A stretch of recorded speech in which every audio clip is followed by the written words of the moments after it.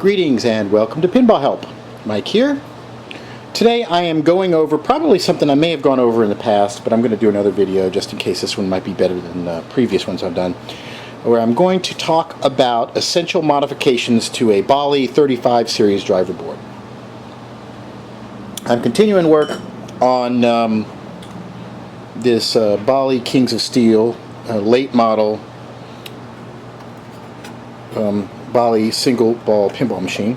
And what we have here is the Solenoid driver board. This is the board that's in the upper right corner of the head. I've removed it from the machine.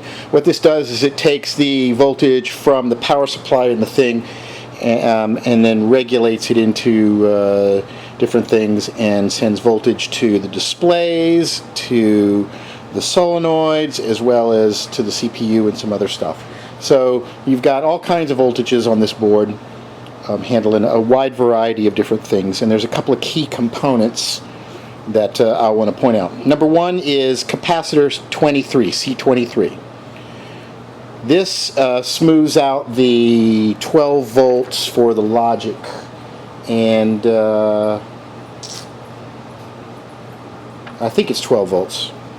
This is the original capacitor here, and I replaced it. This original capacitor was a 11,000 microfarad 20 volt. I'm using it in a pinball machine that has 3 flippers. It's recommended that you put a 15,000 microfarad 25 volt in here. You can go with a 12,000 25 volt. 15,000 for 3 flippers works well. So I'm replacing that. I got a snap cap, and I basically just soldered this thing back in and strapped it up with some cable ties. So this is a recommended, like a mandatory upgrade. You want to do this. Now you notice there's another high capacitor over here underneath this. This is C26. Usually it's not advised to mess with that. That's a 160 microfarad 350 volt cap. It's a very odd size, probably pretty expensive.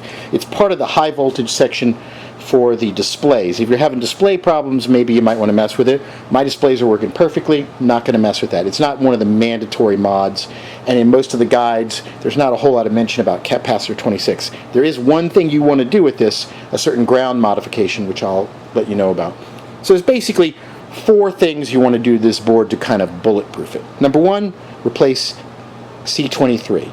This is a very common capacitor. You can get it. It's about anywhere from about $3 to $4 online. 15K 25 volts or 12K 25 volts. So I've replaced that already. So what's left is to do the ground modifications. Now there's a couple of areas where you want to run jumpers. And let's take a look at the back of the thing. So this is the back of the board, and there's 3 spots, and I've marked them with a mark-a-lot here. From here to here, from here to here, and from there to there. And I'll go over what each one of these things are. They're known as, well, jumper mods, or the 2 of them are ground mods and one of them is a jumper mod. So first off, these 2 points right here are the underside of test point 1 and test point 3 on the board. They both read 5 volts DC, but they're not directly tied together, and because they're not tied together, the bias in the voltage can sometimes cause weird anomalies in the gameplay.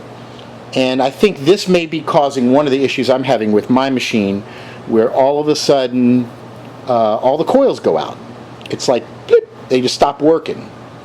I thought it might have been the lockout relay for the flippers, but I'm told through some other people that before you even want to even think about diagnosing problems, you got to do these ground mods. So I should have done them right away. I hadn't gotten to pull this board off yet, so now I'm going to do it. And I might as well make a video. So again, if you have a Bally35 early Bally solid state machine, these are the mods to make the game much more reliable. So you change the cap out, and then you do these 3 jumpers. So this jumper right here ties test point 1 to test point 3. So you cut off a little piece of wire like this. You know, you measure it. See, I've got it already clipped, and I'll put this wire right here. I mark on the underside of the board and double, triple check to make sure that I'm doing the right ones. And there's that. And then the other one is right here. This mod, you are tying a common ground for capacitor 23.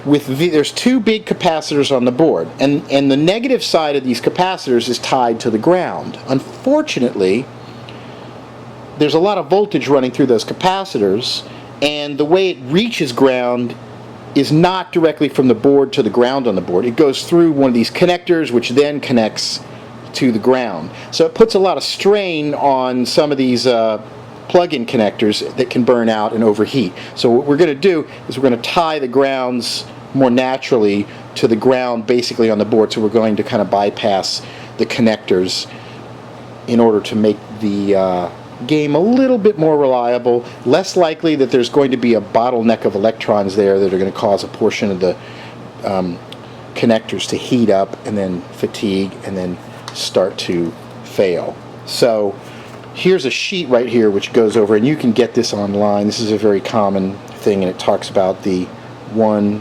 2, 3, the 3 mods. This mod over here is because somebody blew out a trace or something. It's not related to it. But we're going to make these 3 mods here. So what you do, I got a little bit of 320 grit sandpaper, and I've sanded off the edges of the trace right here to run this little tiny jumper, and I have a little bitty mini jumper right there I'm going to put there. And then I've got a kind of medium-sized jumper here that's going to go over here.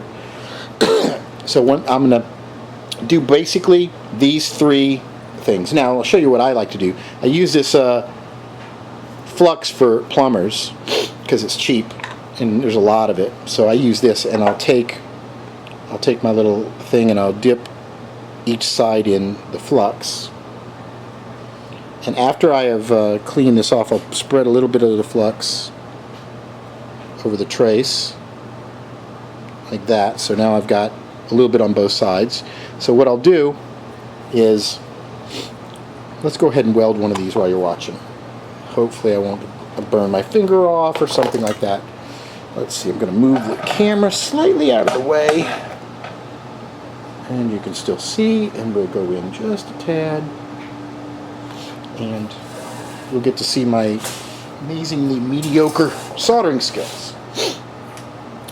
So whenever you're soldering, you want to tin the area, put a little bit of solder beforehand on it. See, that's not sticking. So I did not clean that enough. I'm gonna work on that a little bit more. So I'm gonna move this out of the way and take my sandpaper. Got to get right down to the trace, like that, because it's got a coating over it.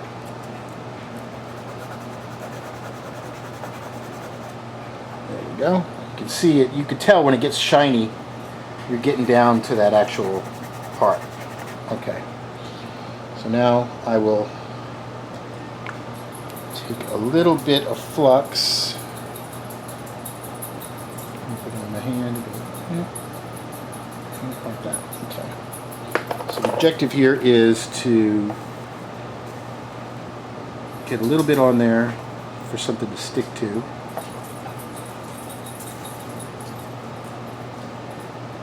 Like that.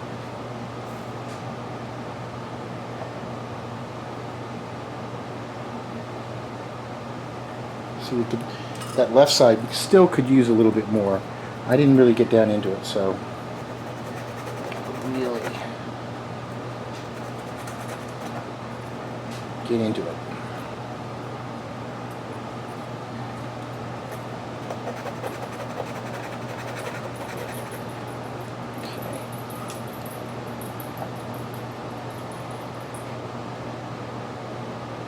Okay, so now you can see we've got that there. I'll take our little jumper and I'll store it like that. If it's done right, it shouldn't take very long at all. You can just nail it like that. Bing. Done. So there's our jumper number 1. And it's always a good idea to take your meter and set the meter up, check our continuity, and verify.